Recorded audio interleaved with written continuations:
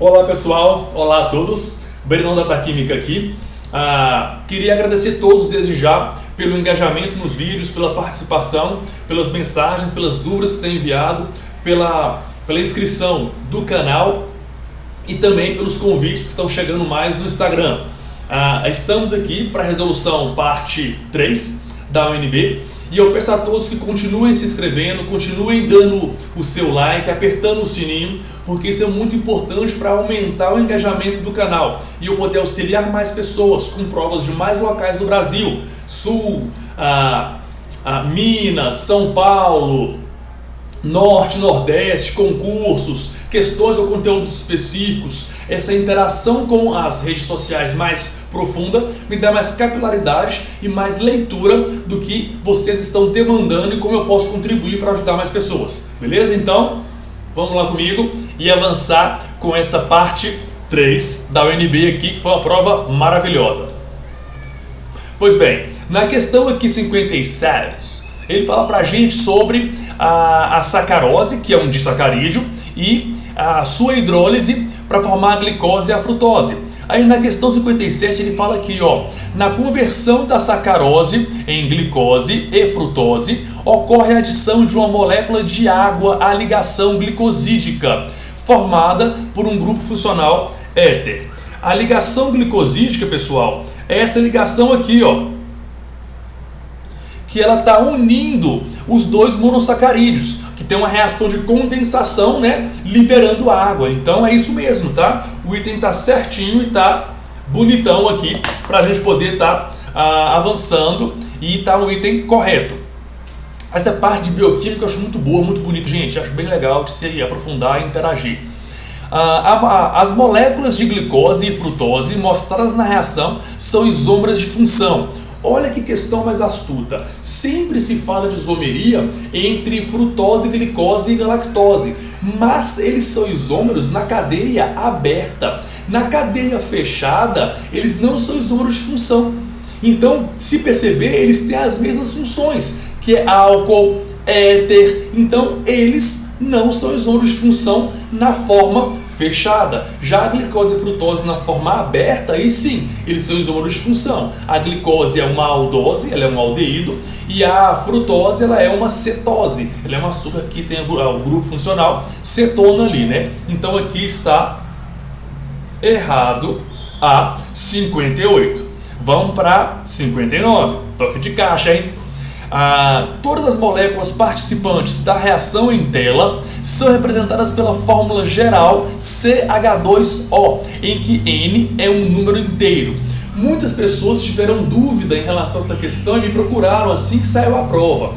A fórmula geral dos carboidratos é CH2ON.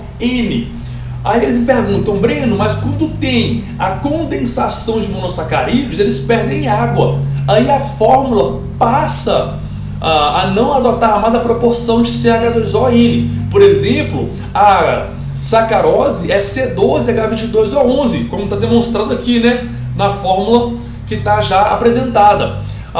Sim, isso é verdade, mas mesmo assim, tem-se como referência desses polímeros naturais, que são os polissacarídeos, né, a sua unidade de referência, que é um monossacarídeo. Por isso fala-se que os sacarídeos, né, os açúcares, têm fórmulas gerais, CH2ON. Então o item está correto mesmo, tá, gente? Esse item está correto.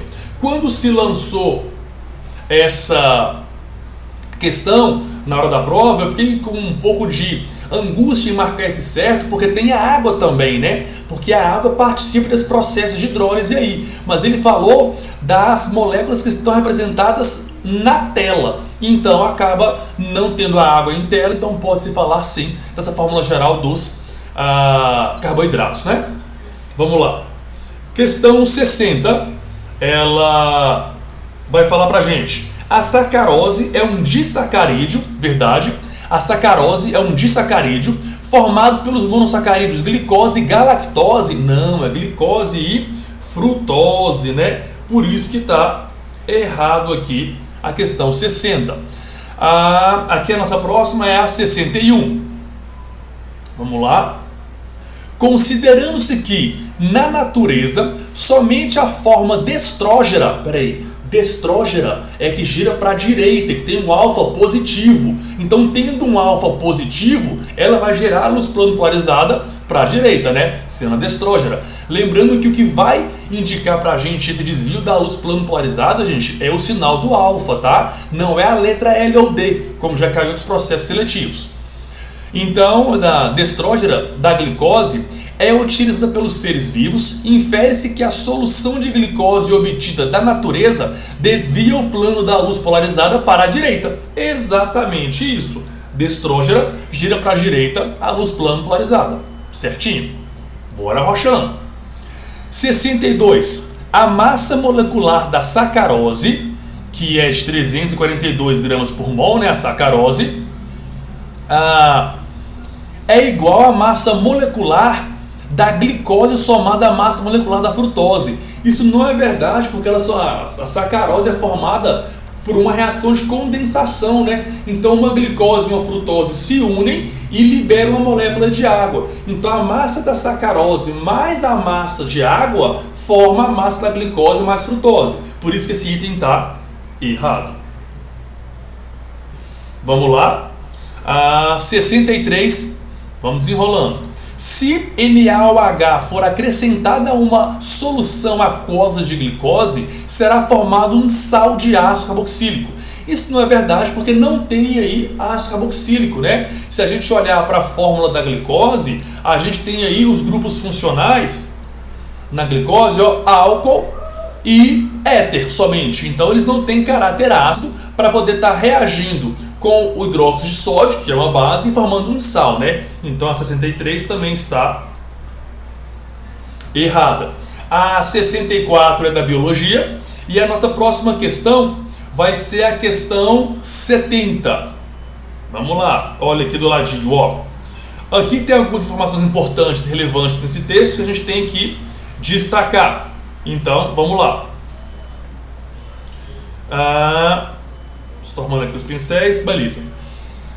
Ele fala pra gente: o ácido cítrico C6H8O7, também conhecido como ácido 2-hidroxi-1,2,3-propano tricarboxílico, ou seja, ele é um triácido carboxílico, ele tem 3 equações de ionização, né? É um ácido fraco, como os ácidos orgânicos, de maneira geral, em especial para o ensino médio, né? Tem alguns que são, mas para o ensino médio todos eles são considerados fracos, cujos pKa são 3,15, 4,77 e 6,40. O suco de laranja possui densidade de 1.030 kg por metro cúbico. Opa, isso é importante. Sendo a concentração de ácido cítrico no suco de laranja igual a 1,5 gramas por litro. E ele fala dos pKas aí, né? Só vale lembrar que pKa, esse P igual pH, POH, né? Esse P é menos log. Então, pKa é menos log do Ka. Da mesma forma que quanto maior é o pH, menor é a concentração de H+, quanto maior é o pKa, menor é o Ka. Então a relação inversamente proporcional, porque é um antilogarítmico, né? É o menos log no processo. Vamos ver o que falou para a gente na questão. Olha aqui.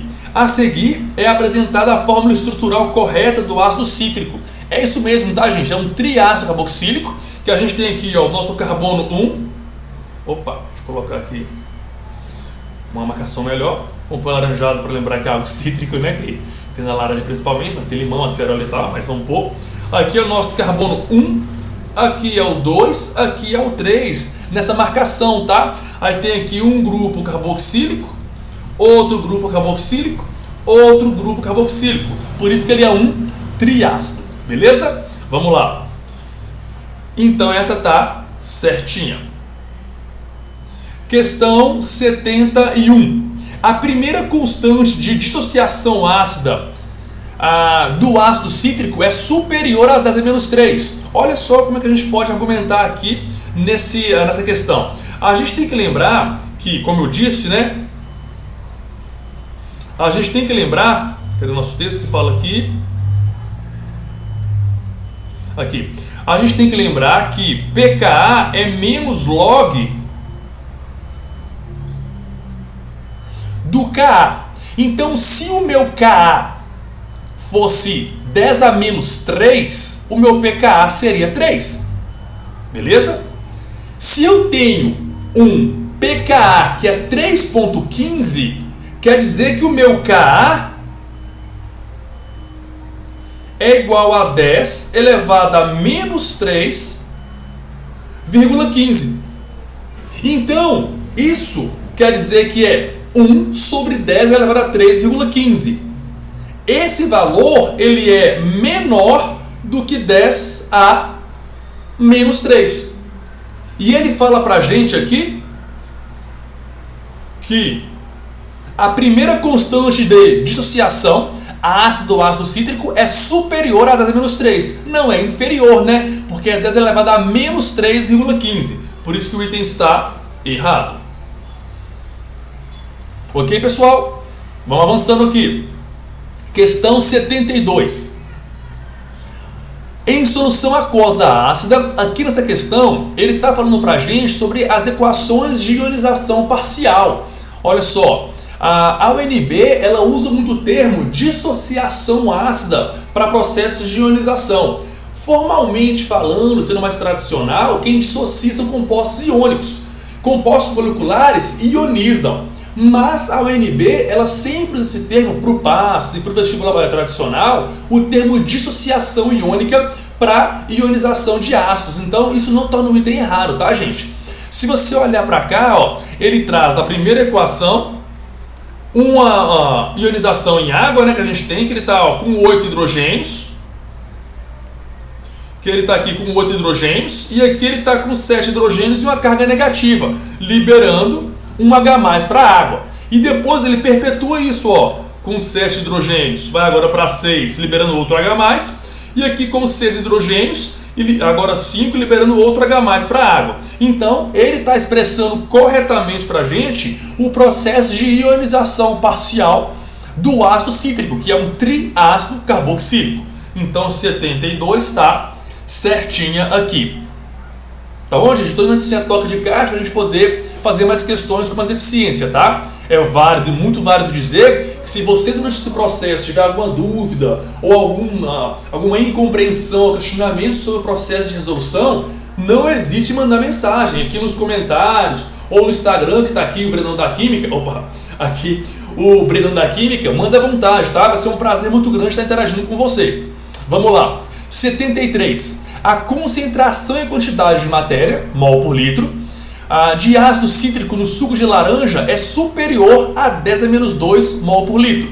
0,01 mol por litro, né? Como é que a gente pode fazer essa aí?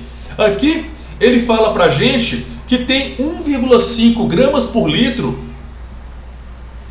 do ácido cítrico no suco de laranja. Então, aí a gente tem massa. A gente pode fazer essa relação de várias maneiras. A gente pode fazer por regra de 3, por fórmulas, de vários caminhos.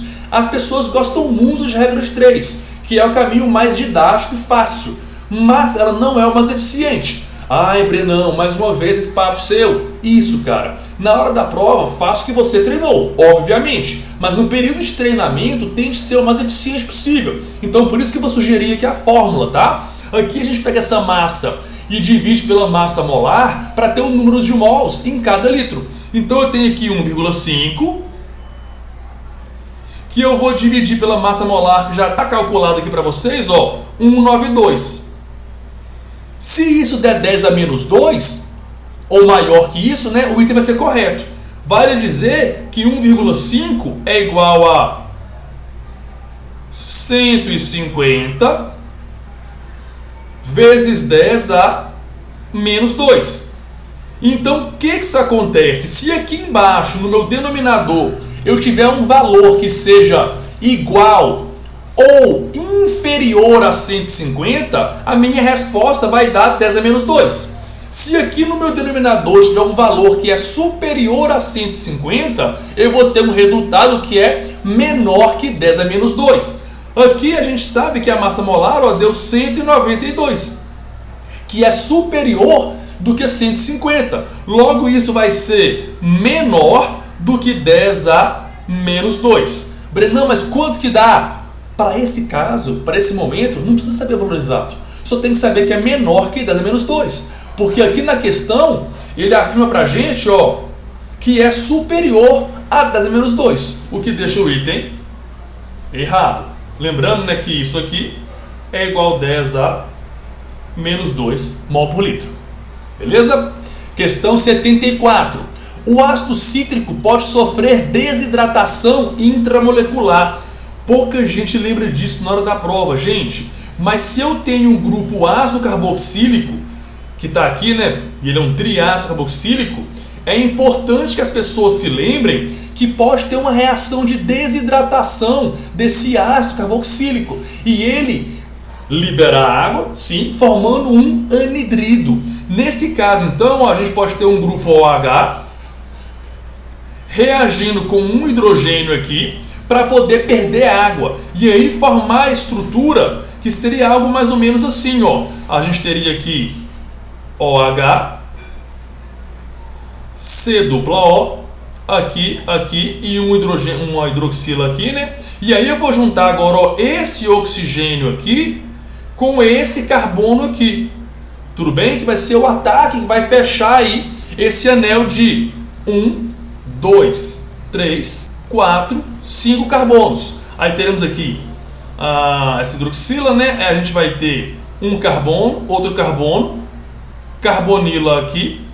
Aí teremos aqui um oxigênio, que é esse aqui, né? Outro carbono que liga aqui. Então teremos um anel de 1, 2, 3, 4, 5 carbonos nesse nosso contexto. Bacana? Então essa é a função.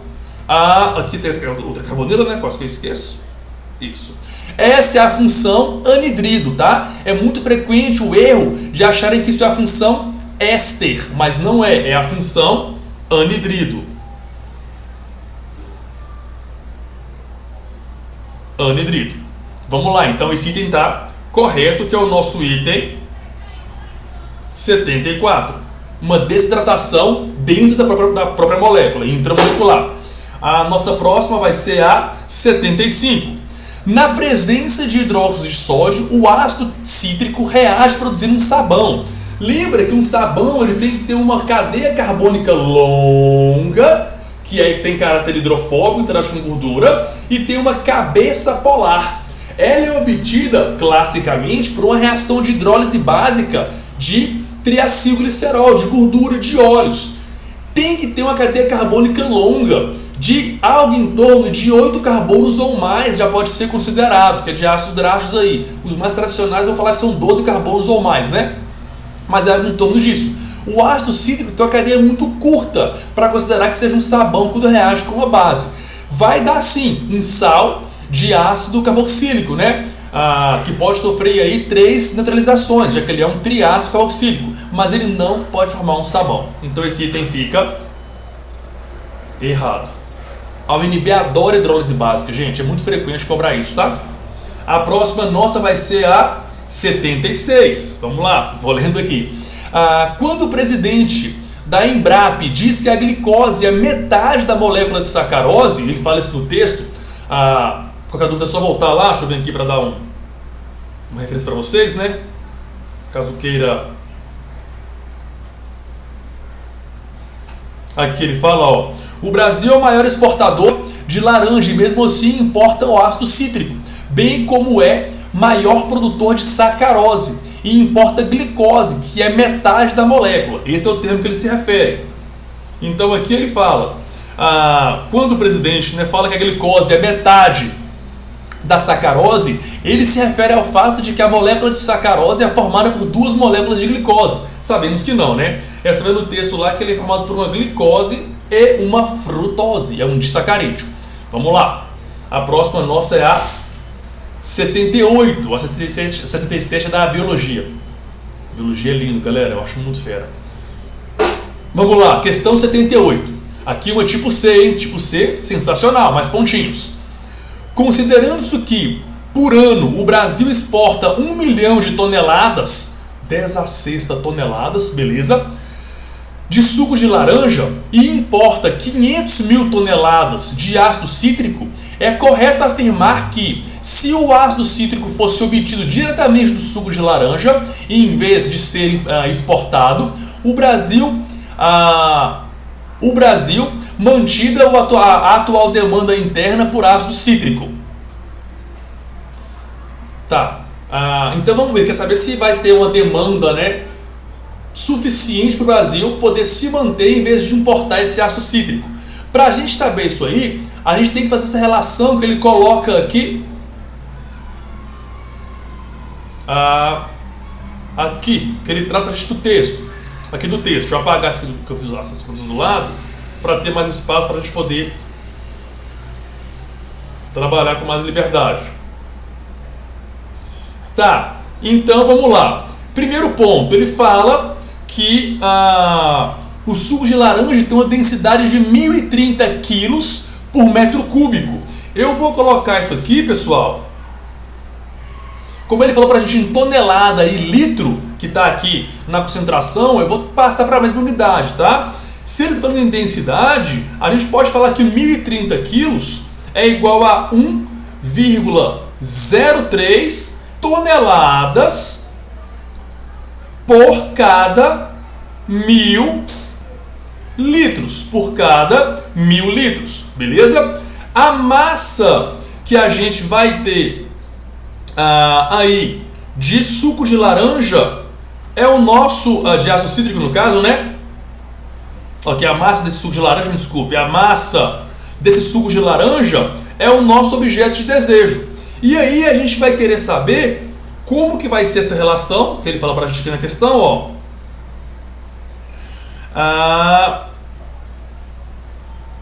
Afirmar que fosse obtido diretamente do suco. Então a gente vai querer obter essa massa para poder fazer a relação com... Cadê você aqui? A relação com a concentração de suco de laranja que a gente vai estar trabalhando. Então ele fala que tem aqui, ele tem densidade de 1,30 kg por metro cúbico, sendo a concentração de ácido cítrico no suco de laranja igual a 1,5 gramas para cada litro. Então isso aí vai ser a massa por volume. A gente pode pôr essa nossa relação aqui, achando a massa aqui em toneladas. A questão nossa, deixa eu pegar ali. Ele fala pra gente que vai ser em toneladas, né? Aqui. De laranja, considerando-se que por ano o Brasil exporta 1 milhão de toneladas de suco de laranja. Então a nossa massa aqui é 1 milhão de toneladas. Por isso que eu estou estranhando aqui, ó. A nossa massa aqui é 1 milhão de toneladas. Então a gente vai ter aqui 10 a sexta toneladas. Estava estranhando a incógnita. E vamos descobrir qual vai ser o volume de suco de laranja que a gente vai ter aí. A gente pode cortar tonelada com tonelada. Aí a gente chega na relação que o volume desse 1 milhão de toneladas vai ser igual a 10 a nona sobre 1,03. O que é bem razoável falar que vai ser 10 a nona litros de suco de laranja. É uma aproximação, mas está valendo. Vamos lá. Ele fala pra gente que tem, como está mostrado aqui, ó. Ele fala pra gente que tem 1,5 gramas de ácido cítrico em cada litro de suco de laranja. Então eu posso pegar esse meu valor aqui e multiplicar por 1,5, já que eu tenho 10 a nona litros. Então eu vou ter aqui 1,5 vezes 10 a nona litros aqui, nesse caso agora é grama, né? 1,5 gramas, 1,5 gramas de ácido cítrico aqui. Vou pôr H3AC, que é ácido cítrico. Essa é a massa que nós temos de ácido cítrico. Se você quiser fazer essa conversão aí para toneladas que a gente tem, quilogramas, né, Breno? Quilogramas, ai, ai, ai. Quilogramas aqui. Então eu vou passar isso agora para toneladas. A gente vai ter isso aqui igual a 1.500 toneladas de ácido cítrico. Então olha só, a gente tem 1.500 toneladas. Ele falou para a gente aqui que ele exporta 500 mil toneladas. Se eu pegar 500 mil menos 1.500, vai dar 498.500 toneladas que tem que importar. E aí vamos ver então a opção que fala isso. Tem que importar então 450 mil toneladas. Aí ele fala pra gente, seria autossuficiente em ácido cítrico? Não, tem que importar muito ainda. Teria de importar menos que 100 mil toneladas? Não, 450 mil. Teria de importar entre 100 mil e 400 mil? Não, mais 400 mil. Teria que importar mais de 400 mil de ácido cítrico? Exatamente. Então a questão 78 é a opção letra D, de Duda linda do papai. De dá pra passar, o lelê, o lalá. Vamos lá, essa foi a 78. Bora arrochar, pessoas, a nossa próxima é a 80. Essa questão eu achei ela muito boa, porque ela trabalha com unidade, conversão, formas de concentração, então é uma boa correlação. A Dora tá aqui, ela tá vendo ali. Então essa foi a 78. A nossa próxima é a 80. Cadê ela? Tá aqui. Nessa questão 80, ele fala da relação que nós temos da sacarose reagindo com o oxigênio para dar esse composto que é o ácido cítrico, mais 3 moléculas de água. E aí ele diz pra gente, 78 tá, é isso, a 80 essa próxima, né? Tá aqui, questão 80. A reação apresentada é de oxirredução. Galera, ele aqui só quer saber se é de oxirredução ou não até agora. Se você perceber, o oxigênio tá com NOx zero, porque é substância simples. E ele aqui está virando água, que tem NOx menos 2. Então o oxigênio está reduzindo. Só que para o oxigênio reduzir, alguém tem que oxidar. E nesse processo, quem está oxidando é o carbono aqui da sacarose. Tudo bem? Então é sim um processo de oxidação, em que o carbono cede elétrons para o oxigênio. Exatamente, o carbono está oxidando e o oxigênio está reduzindo. Questão 80 está certíssima, lindona. Vamos lá. A próxima é a questão 81. Caso a reação em apreço seja reversível, ok, e esteja sujeita às leis de equilíbrio químico, um ambiente anaeróbico quer dizer que é um ambiente pobre em oxigênio, né? Um ambiente anaeróbico favoreceria a produção de ácido cítrico. Se você perceber aqui, um ambiente pobre em oxigênio vai fazer com que o equilíbrio se desloque para a esquerda, caso fosse um equilíbrio, né? Caso fosse reversível. Tira o oxigênio e ia deslocar para a esquerda. E aí ia diminuir a quantidade de produto formado. E ele diz que favoreceria a produção de ácido cítrico. Não, ia prejudicar a produção de ácido cítrico. Então a questão 81 ela é errada. Ok? Vamos lá, arrochando, hein, gente? Questão 82 é a próxima.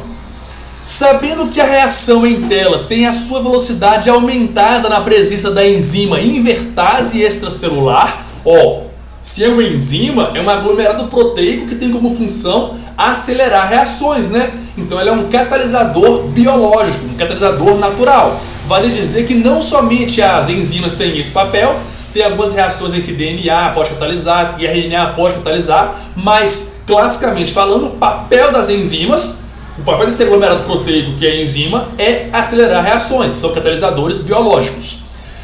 É correto inferir que essa enzima funciona como um catalisador, certíssimo, de uma das etapas da fermentação da sacarose. Sim, em específico tem que ser da etapa com maior energia de ativação, que é a etapa mais lenta, que determina a velocidade da reação, né? Sim, uma das etapas da fermentação da sacarose realizada pelo Aspergillus niger. Certíssimo, certíssimo. Questão linda, hein? Vamos lá. Outra tipo C, hein, galera? 83. para produzir 63,5 milhões de quilogramas de ácido cítrico, a quantidade de sacarose necessária será, tá aqui a reação, que é de 1 aqui para 2, né? Como está mostrado, já coloquei aqui a regra de 3 montadinha para a gente poder trabalhar, e vamos trabalhar com a resolução. Tem várias maneiras de fazer essa reação, esse cálculo. Eu vou estar seguindo com esse tradicional, só que eu queria te mostrar o seguinte: esse valor aqui, deixa eu pôr uma cor diferente, esse valor vai dar 100 vezes 2, né, 200, 90 vai dar 180, 4 vai dar 384. Para fazer essa conta, como toda conta de processos seletivos que é mais complexa, um número fracionário aqui, ó, 63,5, a gente pode fazer aproximações, tá? E eu vou caminhar aqui com essa aproximação para te mostrar uma possível resolução. Olha aqui, nós temos então que 342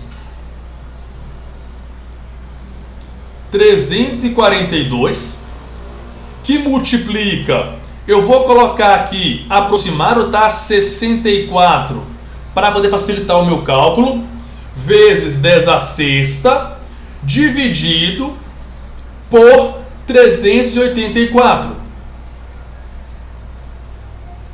Se você der uma forçada aí para tentar fazer as contas, você pode fazer simplificações. Porque se eu trabalhar aqui com 64 e 384, eu posso ver que eles são divisíveis por 6. Brenão, mas da onde que você tirou isso aí, cara? Que isso vai dar 6? Porque eu pensei assim, quanto vezes 4 que pode dar um número que termina em 4? Aí eu pensei em 6, porque 6 vezes 4 é 24, né? Se você pensar aí, ó, 64 vezes 6... vai dar 6 vezes 4, 24.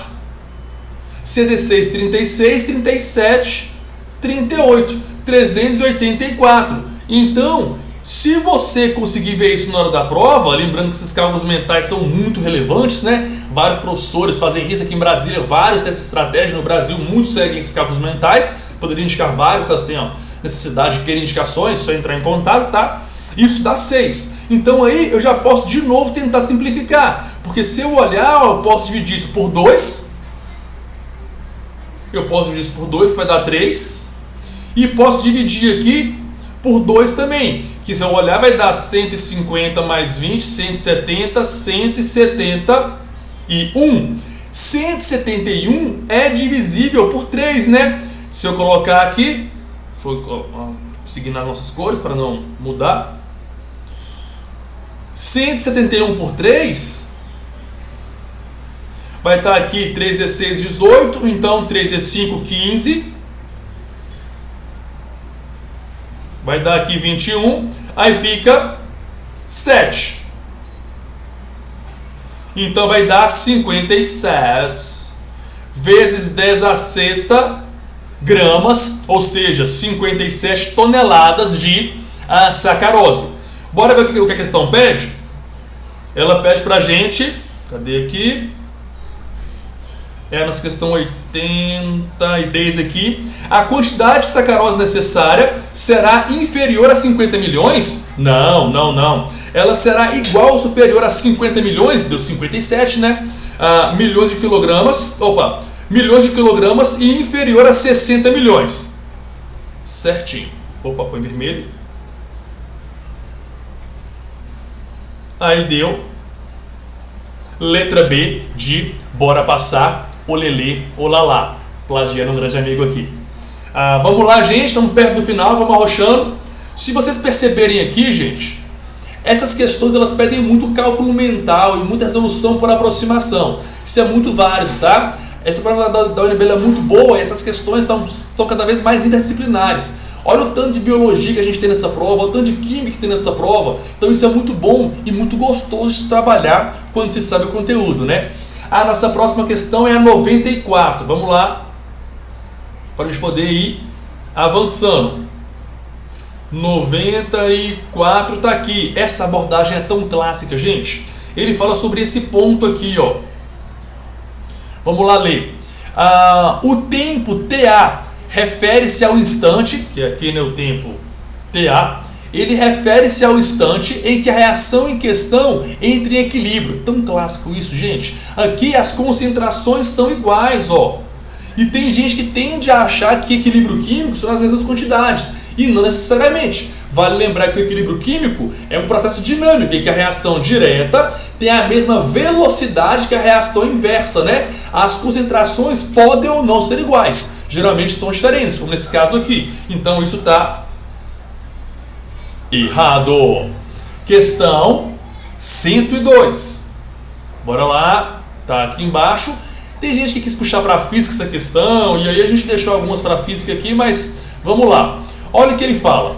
Considere que o gás, ele fala sobre um processo que tem aqui um tubo, né, um experimento muito clássico aí que tem, o experimento de Graham, tem um tubo, e aí ele coloca de um lado ácido clorídrico, do outro lado amônia, que são gases que vão estar se locomovendo com velocidades diferentes, porque eles têm massa molar diferente.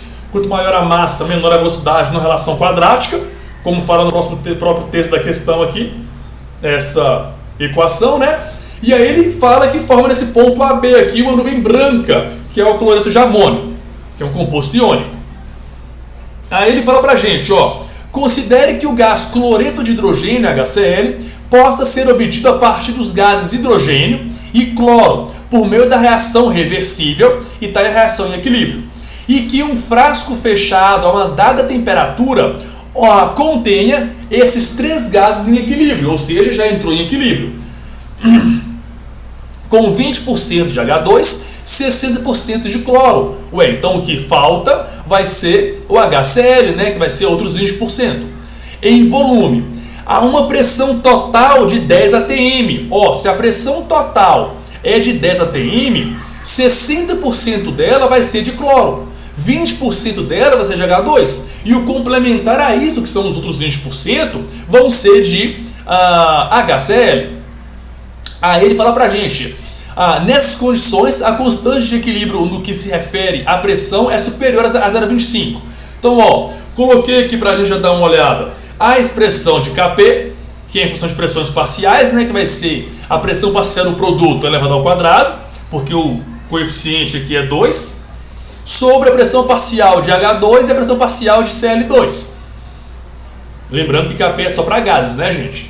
E aqui embaixo eu coloquei as pressões parciais de cada um. Aqui vai ter 20% de HCl.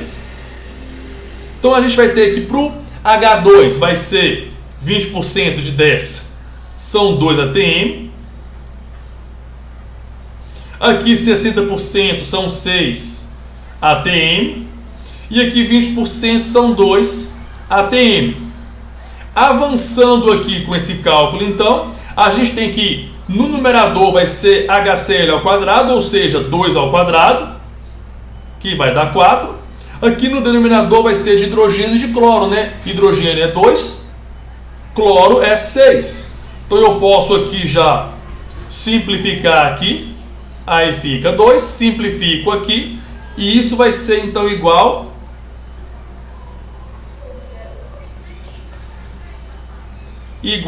a 1 sobre 3, que é 0,33. E ele fala que ela é superior a 0,25, então tá certíssimo. A questão 102. 103 é da física, mas dá para fazer, é só aplicar aqui a fórmula de Graham, tá? De velocidade de difusão, e aí pega a velocidade média, né, que é distância sobre tempo, e você consegue achar isso aí certinho, tá? Então para fazer vai ser de boa. Temos a 104, que é de química. Ele pede, ó, assinale a opção cujo gráfico representa o comportamento da pressão P de um gás ideal em função que é aquecido em um recipiente de volume fixo em função da temperatura. É bem importante ele falar que o volume é fixo, né? Para a gente poder ter essa relação bem estabelecida. Vocês lembram lá que a gente tem a lei dos gases que fala que PV sobre T é igual a uma constante, por isso que sai PVT Pavotó? Como ele diz para a gente que o volume é constante, a gente pode aqui tirar o volume da jogada. Aí nós temos que relação a pressão e temperatura. Aí eu sei que quanto maior a temperatura de um gás, maior o seu grau de agitação aí, energia cinética média aumenta, logo a temperatura aumenta, a pressão aumenta numa relação diretamente proporcional. Então vai ser aqui uma retinha mesmo, tá? Então se nós olharmos aqui agora, a gente vai ter então que na letra A, ele coloca aqui com o aumento, que vai aumentando, né? Maior temperatura, maior a pressão, aqui 0 graus Celsius, e a temperatura saindo do 0 Kelvin e sendo uma crescente. Na letra B, ele coloca uma parábola aqui, o que não faz sentido, porque a relação é linear. Na C, ele coloca uma temperatura inferior ao zero absoluto. Não, isso não é verdade, tá? E aqui uma parábola. Então o nosso gabarito vai ser a mais coerente, que é a letra A, de amor, um sentimento não opcional. Vamos lá, estamos perto do fim, pessoas.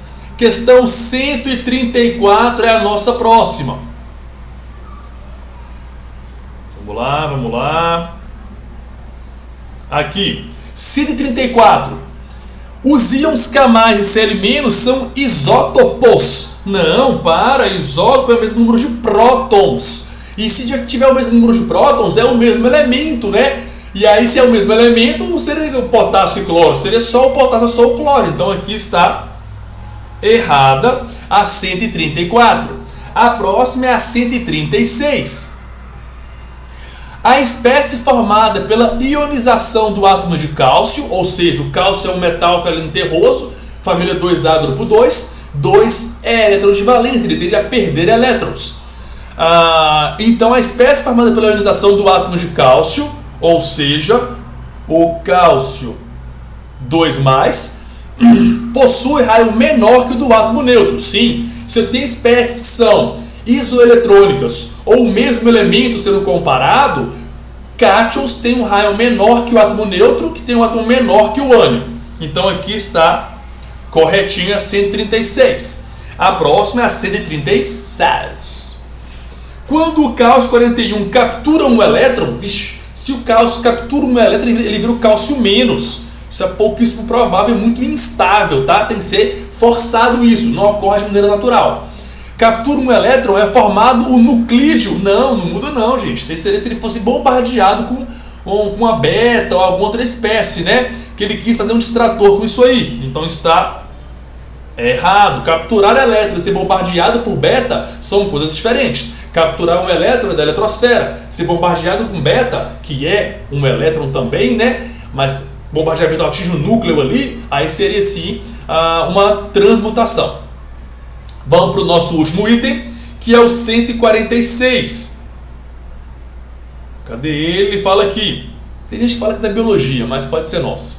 A bicamada lipídica é formada por fosfolipídios, é verdade, cujos grupamentos fosfato, que são polares, né, ficam voltados para o interior da bicamada. Não, o fosfato é polar. Então ele fica voltado para o meio aquoso, né? Que é para o meio extracelular e intracelular. São meios aquosos. Então ele não fica para dentro, não, fica para fora.